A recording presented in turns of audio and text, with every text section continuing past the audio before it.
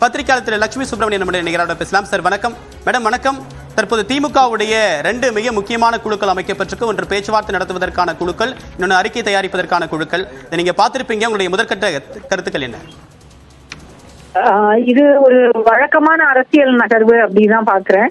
ஏன்னா தேர்தல் நெருங்கக்கூடிய சமயத்துல இது மாதிரியான குழுக்கள் அமைக்கப்படுறது எல்லா அரசியல் கட்சிகள்லயுமே நடக்கக்கூடிய ஒன்றுதான்.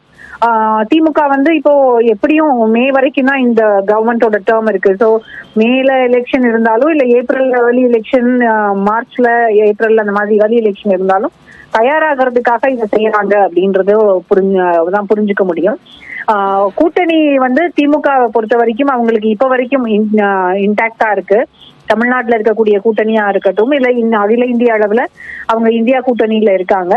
அதனால அவங்களுடைய அரசியல் நகர்வுகள் அடுத்தடுத்து என்னவா இருக்கும் அப்படிங்கிறது உதாரணம் தான் இந்த குழுக்கள் அமைக்கப்பட்டிருக்கிறது.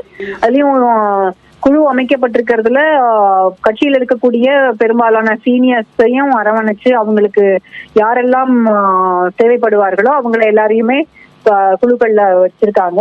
இது ஒரு யதார்த்தமான ஒரு அரசியல் நகர்வா தான் பார்க்க முடியும். இதுல புதுசா ஒண்ணும் கிடையாது.